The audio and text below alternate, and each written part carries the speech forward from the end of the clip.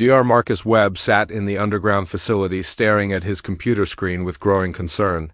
The energy readings coming from space made no sense at all. For 3 days now his instruments had been picking up something massive moving through the outer edges of Earth's atmosphere. At first he thought it was a solar storm, or maybe debris from a distant star explosion, but the patterns were too organized and too purposeful for natural phenomena. The Global Defense Initiative had called him in because of his work with alien biology theories. Most people laughed at his papers about possible extraterrestrial life forms, but the government kept him around just in case. Now that just in case was happening, and Marcus felt sick to his stomach. His colleague, Dr. Amy Foster, rushed into the room holding a tablet with shaking hands. She had been monitoring the satellite feeds from the International Space Station, and her face was pale white with fear. The images she showed him made his blood run cold. Something enormous was moving through space toward Earth, and it was not a ship or asteroid. The creature was alive. It pulsed with bioluminescent lights that ran along its surface in hypnotic patterns. The thing was easily the size of a small moon and shaped like a massive jellyfish crossed with a stingray. Tentacles longer than mountain ranges swept through space behind it as it moved with impossible grace through the vacuum. Most terrifying of all were the organs visible through its translucent skin that glowed with hungry light. Marcus grabbed his phone and called General Harrison at the Pentagon. The military had been tracking the object for days, but they did not understand what they were seeing. Marcus tried to explain that this was not an invasion fleet or scout ship, but something far worse. Earth had attracted the attention of a spacefaring predator, and humanity had just become its next meal. The creature began to feed as soon as it reached Earth's orbital space. Communication satellites went dark one by one as the being's energy tendrils reached out to drain them. The International Space Station sent out a desperate final transmission before its signal cut to static. Astronauts aboard the Chinese space laboratory screamed warnings about massive tentacles wrapping around their hull before their transmission ended forever. Military leaders around the world scrambled to respond, but their weapons were useless. Fighter jets launched missiles at the creature, but the projectiles passed right through its body as if it was made of mist. The being could phase in and out of solid matter at will, making it impossible to damage with conventional weapons. Nuclear submarines tried launching ballistic missiles, but those too passed harmlessly through the creature's form. The predator seemed to be testing Earth's defenses and finding them completely inadequate. It began to descend through the atmosphere while making sounds that no human had ever heard before. The calls were subsonic waves that traveled through the ground and air, causing panic in animals worldwide. Dogs howled in terror while birds fell from the sky in massive flocks. Even insects seemed to go mad from the alien hunting sounds. Marcus worked frantically with his team to understand what they were facing. The creature's biology was unlike anything from Earth, but it followed certain patterns that made sense from an evolutionary perspective. This was an apex predator that had evolved to hunt across space itself. It fed on both organic matter and energy, treating entire planets like feeding grounds. The most terrifying discovery came when Marcus analyzed the creature's hunting calls. These sounds were not random, but carefully designed to trigger fear responses. In most life forms, the being had evolved to paralyze its prey with terror before feeding. Every species it had encountered before must have fled in panic when they heard these sounds, but something strange was happening on Earth. While animals were responding to the hunting calls with expected fear, humans were reacting differently. People were scared, but they were not running blindly or freezing in terror. Instead, they were organizing and making plans. Emergency services were coordinating evacuations, while scientists like Marcus were studying the creature's behavior patterns. The predator seemed confused by humanity's response. It had probably hunted thousands of worlds over millions of years, and every species had reacted the same way to its presence. Fear followed by flight, followed by easy feeding. Humans were breaking that pattern, and the creature did not know how to respond. Marcus realized that humanity's evolutionary history had prepared them for this moment without anyone knowing it. Humans had spent millions of years as both predators and prey. They had learned to function while afraid and to fight back against creatures much larger and stronger than themselves. The same instincts that helped early humans survive saber-toothed tigers and cave bears were now helping them face an alien, apex predator. The creature began to materialize above major cities around the world. Its massive form cast shadows across New York while tentacles probed the air above London and Tokyo. The being was preparing to feed, but it was taking longer than usual. Something about Earth's dominant species was making it cautious. Marcus watched the satellite feeds as the creature hovered above Manhattan. People were evacuating in organized groups rather than running in blind panic. Military units were taking positions around the city while scientists were setting up monitoring equipment. Most importantly, people were sharing information through social networks faster than the creature could adapt to their responses. The predator's hunting calls grew louder and more desperate. It was trying to break human resistance with pure terror, but the sounds were having the opposite effect. Instead of paralyzing humans, the calls were serving as early warning systems. People were learning to track the creature's movements by following the sound patterns. Marcus felt a strange sense of hope growing in his chest. This spacefaring apex predator had made one critical mistake in choosing Earth as its hunting ground. It had assumed that humans would behave like every other species it had encountered. But humanity had spent their entire evolutionary history learning one crucial lesson that the creature had never faced before: they refused to be prey. The creature materialized above New York City at dawn, and its massive form blocked out the morning sun. Marcus watched from the Global Defense Initiative bunker as the predator's bioluminescent organs pulsed with hungry light. Tentacles the size of skyscrapers descended from its body while energy tendrils began reaching toward the streets below. The being's hunting calls echoed across the city, causing windows to vibrate and car alarms to scream. Marcus expected to see people running in blind terror, but instead he watched something remarkable happen. Emergency sirens began wailing in organized patterns while police and fire departments coordinated evacuation routes. The creature's terrifying sounds were being answered by humanity's own warning systems. Military units had surrounded Manhattan during the night and were now taking defensive positions. General Harrison's voice crackled over the radio, giving updates about troop movements and evacuation progress. The creature seemed surprised by the organized response and hesitated. Before beginning its attack, bioelectric energy lanced down from the predator's body toward crowds of people, but something unexpected happened.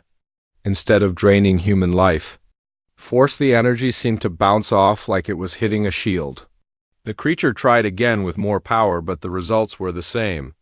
Humans were not as easy to feed on as the being had expected. Marcus realized that the creature's feeding method was designed for passive prey.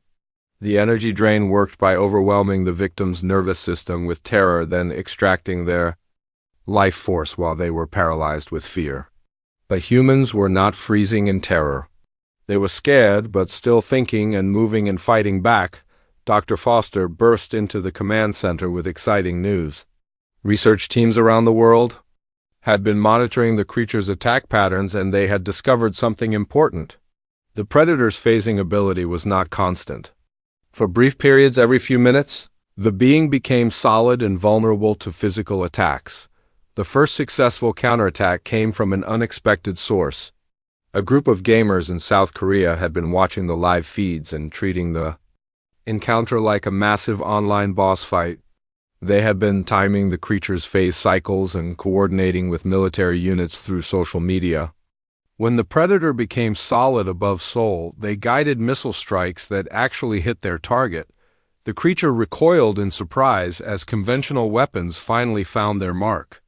Bioluminescent fluid that might have been blood leaked from wounds on its surface. The being had been hurt for the first time in probably millions of years, and it did not like the experience. Marcus watched as similar attacks began happening worldwide. The creature would become solid to feed, then find itself under assault from coordinated human forces. Fighter jets would strafe its surface while artillery units targeted its feeding organs. The predator was learning that Earth's dominant species did not just fight back, but did so with intelligence and teamwork. the being's hunting calls changed from confident roars to frustrated screams. It was trying to project more fear into human minds, but people were adapting to the sounds. Instead of running away, they were using the calls to track the creature's location and emotional state. The predator's own weapons were being turned against it. Military scientists began developing new tactics based on the creature's behavior.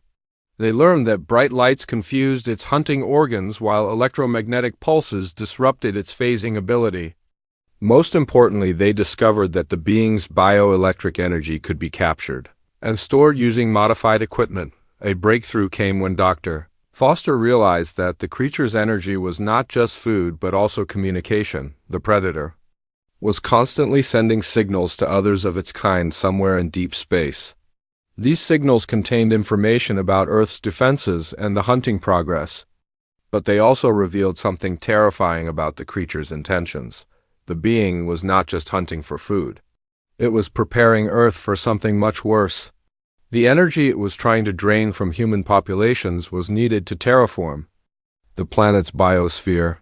The creature was attempting to turn Earth into a nursery for its offspring. This discovery changed everything. Marcus realized that humanity was not just fighting for survival, but for the future of their entire world. The creature's hunting calls were not random, but were actually reshaping Earth's magnetic field to make it suitable for alien spawn. Every person it killed brought the planet closer to complete transformation. The news spread through global communication networks faster than the creature could adapt. People who had been merely scared now became angry. The predator had made a critical mistake by threatening not just individual humans, but the entire human species. It had triggered something that no other prey species had ever shown: protective fury. Military forces around the world began receiving volunteer support from unexpected sources. Farmers used agricultural equipment to attack the creature's ground-level feeding tendrils. Urban gangs put aside their differences to coordinate attacks using improvised weapons. Even children began helping by using laser pointers to confuse the predator's hunting organs. The creature found itself facing something it had never encountered before. Instead of scattered prey running in terror, it was fighting an entire species that refused to be victims. Every attack it made was met with immediate retaliation. Every feeding attempt was disrupted by coordinated resistance. Marcus watched as the predator began to retreat from major cities. The being was wounded and confused by humanity's response. It had expected to find easy prey, but instead had found apex predators that fought back with intelligence and cooperation. The creature was learning that Earth's dominant species had one trait that made them uniquely dangerous. They adapted faster than their enemies could evolve. The first phase of the encounter was ending, but Marcus knew this was just the beginning. The creature would not give up easily and would probably try different tactics. But something fundamental had changed in the relationship between predator and prey. The alien had come to Earth expecting to hunt helpless victims, but had instead found itself being hunted by something far more dangerous than it had ever imagined. Humanity had accepted the challenge and was preparing to show this spacefaring apex predator what real predators look like. The creature changed tactics after its first failed attempts to feed on human populations. Marcus watched in fascination and horror as the massive predator began to split apart into smaller hunting forms. Each spawn was still enormous by human standards, but much more agile and harder to track than the original moon-sized being. These hunting spawns spread across the globe like a plague of alien nightmares. One descended into the Amazon rainforest, while another dove beneath the Arctic ice. A third spawn materialized above the Australian outback, while others appeared over major cities in Asia and Europe. The creature had decided to hunt humanity on multiple fronts simultaneously, but the predator had underestimated what it was fighting. Instead of being overwhelmed by the multiple threats, humanity responded with something the creature had never seen before. Global cooperation on a scale that had never existed in human history began emerging within hours of the spawn attacks. Dr. Foster coordinated with research teams worldwide, while Marcus worked directly with military commanders. Scientists in Japan shared data with colleagues in Brazil, while military forces in Africa coordinated with units in North America. The creature's hunting calls, which were supposed to sow panic, instead became a communication network for human defenders. The first major victory came from an unexpected source. Indigenous tribes in the Amazon had been watching the spawn that entered their territory, and they recognized its behavior patterns. The alien predator hunted like a jaguar but thought like a fish. It expected prey to flee in straight lines, but the forest people knew how to use the jungle itself as a weapon. They led the spawn into carefully prepared traps using knowledge passed down through generations of hunting dangerous animals. Pit traps filled with sharpened stakes coated in plant toxins actually worked against the creature when it was in solid form. The spawn found itself caught and wounded by techniques that were thousands of years old. Marcus received reports from the Arctic Research Station where another spawn had been trapped beneath the ice. The creature's bioelectric organs were designed to work in the vacuum of space, but they malfunctioned in extremely cold temperatures. Scientists had used industrial freezing equipment to create a zone so cold that the spawn could not phase out of solid form. Military forces were adapting their tactics based on lessons learned from each encounter. In urban areas, they turned city infrastructure into a massive trap network. Subway tunnels became ambush points, while skyscrapers served as firing positions. The concrete jungle that humans had built was proving to be the perfect hunting ground for hunting the hunters. The creature's spawns began to show signs of confusion and frustration. They were used to prey that scattered and hid, but humans were doing the opposite. Every attack was met with immediate counterattack. Every feeding attempt was disrupted by coordinated resistance. The predators were learning that their prey was actually more dangerous than they were. A breakthrough came when military scientists learned to weaponize the creature's own bioelectric energy. They had been collecting samples from wounded spawns and discovered that the energy could be concentrated and fired back at the aliens. The first successful energy weapon test took place in Nevada, where a spawn was killed by its own power turned against it. The discovery changed the nature of the conflict completely. Humanity was no longer just defending against alien predators, but was actively hunting them using their own biological weapons. Manufacturing plants around the world began producing energy weapons based on alien technology, while research teams worked to understand more about the creature's biology. Marcus made a disturbing discovery while studying the spawn remains. The creatures were not just hunting for food, but were actually terraforming Earth's environment. Each spawn was releasing microscopic organisms into the atmosphere that were designed to change the planet's chemical composition. The alien predators were preparing Earth to become a nursery for their offspring. This knowledge spread through human communication networks like wildfire. People who had been merely fighting for survival now understood they were fighting for the future of their entire world. The creature was not just trying to eat humanity, but was trying to turn Earth into an alien breeding ground. The response was immediate and overwhelming. Military forces received support from civilian populations in ways that had never happened before. Farmers used agricultural chemicals to create weapons that were toxic to the alien organisms. Factory workers retooled production lines to manufacture anti-alien equipment. Even children began helping by collecting samples and monitoring local environmental changes. The spawns found themselves facing something they had never encountered in millions of years of hunting across the galaxy. They were fighting an entire planet that was actively trying to kill them. Every environment they entered had been turned into a trap. Every resource they tried to use had been poisoned against them. The predators began to retreat from areas where human resistance was strongest. But they were learning too and started adapting their own tactics. Some spawns tried to hide in deep ocean trenches, while others attempted to burrow underground. The creature was realizing that direct confrontation with humanity was not working. Marcus coordinated with marine biologists who had been tracking the underwater spawns. They discovered that the creatures were vulnerable to pressure changes and sonic attacks. Navy submarines began using sonar weapons to disorient the alien predators, while deep-sea Mining equipment was converted into hunting tools. The underground spawns faced their own problems. Human mining operations around the world had created extensive tunnel networks that were perfect for ambush tactics.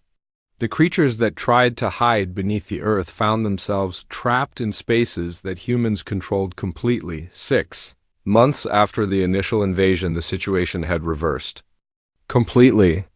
The spawns were no longer hunting humanity, but were being systematically hunted by human forces.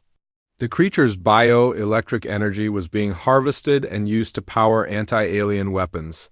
The terraforming organisms were being neutralized by human chemical weapons. Most importantly, the predators were learning that their hunting calls no longer worked as intended.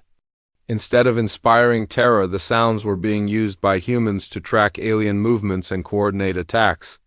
The creature's own weapons had been turned against it by a species that refused to be prey. Marcus watched the global situation reports with growing confidence. Humanity had not just survived first contact with an alien apex predator, but had turned the tables completely. The hunters were now being hunted, and they were losing badly. The spacefaring predator was learning that Earth's dominant species was more dangerous than anything it had ever encountered before. The real hunt was just beginning. 1 year after the first alien predator arrived at Earth, the situation had changed completely. Marcus stood in the Global Defense Initiative command center watching real-time feeds from around the world as human forces systematically hunted down the remaining spawn. What had begun as humanity's darkest hour had become the creature's worst nightmare. The predator that had expected to find easy prey had instead found itself facing the most dangerous species in the galaxy. Humans had not just adapted to fighting the alien hunters, but had become better at hunting than the creatures themselves.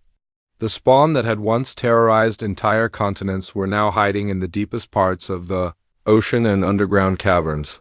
Dr. Foster rushed into the command center with news that changed everything. Marine biologists studying the captured spawn had discovered the creature's reproduction cycle.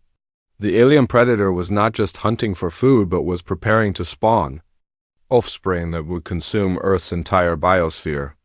Every energy drain and every terraforming organism had been building toward this moment. The discovery sent shockwaves through the global defense network. Humanity was not just fighting for survival, but was trying to prevent Earth from becoming a nursery for alien apex predators. The creature's young would be born already adapted to hunt humans, and would spread across the galaxy to consume other worlds. Marcus coordinated with research teams, who had been studying the spawn's biological remains. They learned that the creatures had a critical weakness during their reproduction phase. The energy they had been collecting from Earth was needed to create breeding pods, but the process left them vulnerable to attack for extended periods. The creature seemed to sense that its secret had been discovered. The remaining spawn began converging on a location deep beneath the Pacific Ocean, where they were preparing to begin the spawning process. Underwater sensors detected massive energy buildups as the alien predators gathered their stolen power. For reproduction, military forces around the world began mobilizing for what everyone knew would be the final battle. Naval fleets converged on the Pacific while air forces prepared for the largest coordinated strike in human history. The creature had chosen the deepest part of the ocean as its breeding ground, but humanity had spent decades exploring and mapping those same depths. The attack began at dawn with submarine forces leading the assault. Nuclear submarines launched specially designed torpedoes that could penetrate the creature's energy barriers, while deep-sea mining vessels dropped depth charges filled with concentrated alien toxins. The spawn fought back with bioelectric weapons, but they were outnumbered and outgunned. Marcus watched the battle feeds in amazement as human forces showed tactical coordination that surpassed anything in military history. Former enemies worked together seamlessly while civilian vessels provided support and rescue operations. The creature had unknowingly created the first truly united human military force by threatening the entire species. The spawn's counterattack was devastating but predictable. They released massive amounts of bioelectric energy that disrupted electronics and communications across the Pacific region. But humanity had prepared for this response and had backup systems in place. The creature's most powerful weapons were neutralized by human planning and redundancy, deep-sea research. Vessels began deploying specialized equipment that could function in the creature's energy fields. Scientists wearing protective suits descended to the ocean floor where they found something that made their blood run cold. The spawn had already begun creating breeding pods that pulsed with alien life. The discovery triggered an immediate escalation in the assault. Every available weapon was brought to bear on the breeding site while research teams worked frantically to understand how to destroy the pods before they could mature. The creature's offspring were already showing signs of movement and would soon be ready to emerge. Marcus coordinated with marine biologists who had discovered that the pods were vulnerable to sonic attacks at specific frequencies. Navy vessels began broadcasting sound waves that disrupted the developing spawn, while submarines used sonar weapons to target individual pods. The creature's young began dying before they could be born. The adult spawn responded with desperate fury as they watched their offspring being destroyed. They abandoned their defensive positions and launched suicidal attacks against human forces. The predators that had once been cautious and calculating became wild and reckless as they tried to protect their young. This emotional response was exactly what humanity had been waiting for. The spawn in their rage made tactical mistakes that human forces exploited ruthlessly. Military commanders who had been studying alien behavior for months knew exactly how to provoke the creatures into exposing their weaknesses. The battle raged for 3 days, as human forces systematically destroyed the breeding pods while fighting off increasingly desperate spawn attacks. The creature's bioelectric weapons began failing as they exhausted their energy reserves trying to defend their young. The predators were learning that parental instincts could be a fatal weakness. On the 3rd day, the last breeding pod was destroyed, and the remaining spawn began retreating toward the surface. But humanity was not finished with the alien predators. They had learned too much about the creature's biology and capabilities to let any of them escape. The hunt was about to become an extermination. Marcus watched as the final phase of the operation began. The spawn were being driven toward the surface where they would be trapped between human naval forces and air power. The creatures that had once seemed invincible were now desperate and running out of options. The predators tried to phase out of solid form to escape, but humanity had learned to counter that ability.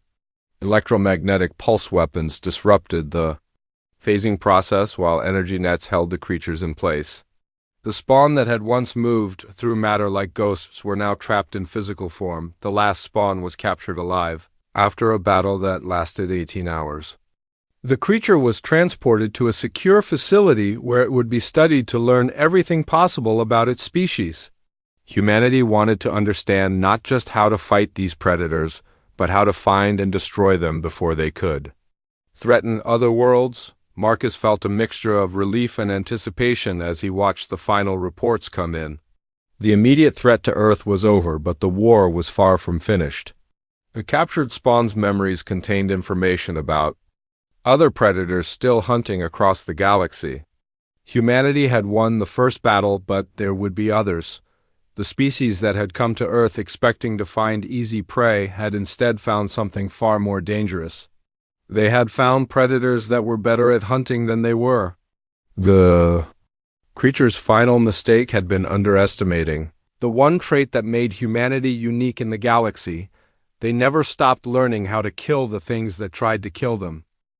2 years after the first alien predator arrived at Earth, the last member of its species was dying in a research facility deep beneath the Swiss Alps. Marcus stood outside the containment chamber watching the creature that had once seemed invincible, now reduced to a shadow of its former power. The predator's bioluminescent organs flickered weakly as human scientists extracted the final pieces of information from its alien mind.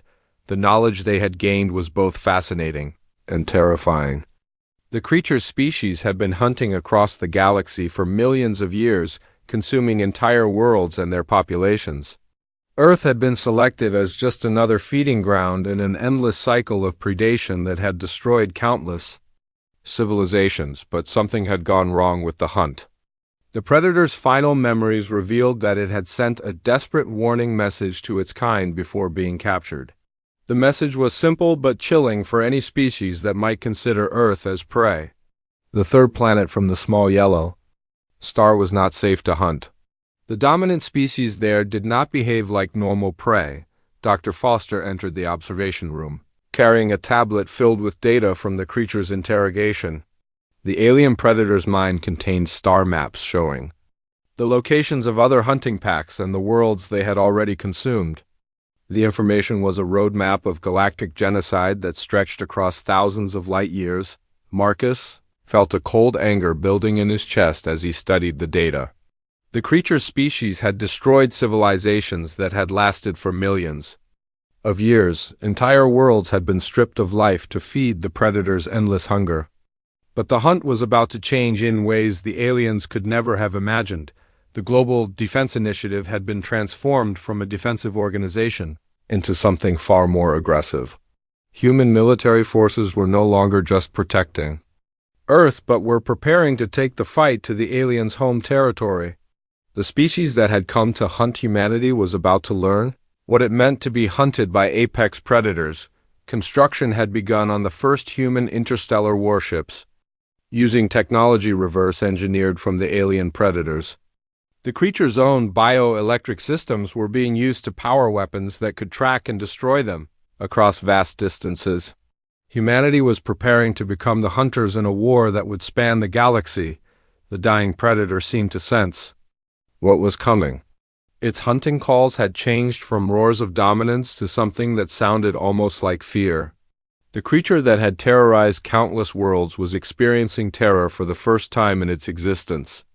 It was learning what its victims had felt in their final moments.